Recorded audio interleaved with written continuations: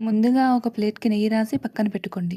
2 కప్పుల పచ్చి పల్లీలను తీసుకొని లో ఫ్లేమ్ మీద కలుపుతూ బాగా వేయించుకోండి. అప్పుడే గింజ లోపల వరకు వేగుతుంది. నాకిలా క్రంచీగా వేగడానికి 12-15 నిమిషాలు టైం పట్టింది. ఇప్పుడు పల్లీలను పొట్టు తీసి బద్దలుగా చేసుకోండి. ఒక కప్పు బెల్లం తురుము తీసుకోండి. ఇప్పుడు దీన్ని వేసి బాగా కలపండి. బెల్లం కరిగి జిగురు పాకంలా వస్తుంది.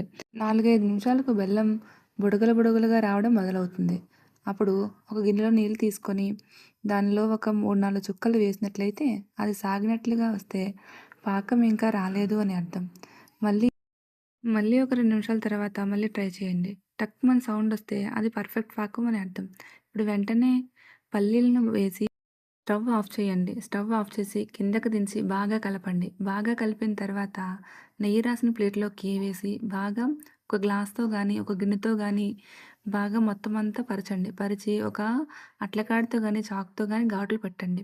ఒక 3 గంటలు పక్కన పెట్టి బాగా చల్లారాక మీరు ఘాట్లు పెట్టిన దగ్గర అలా కొంచెం ప్రెస్ చేస్తే విరుగుతాయి.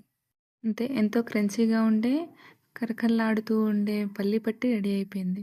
ఇప్పుడు మనం దీన్ని ఒక డబ్బాలో స్టోర్ చేసుకొని పిల్లలకి కావాల్సినప్పుడు పెట్టుకుంటే హ్యాపీగా తింటారు.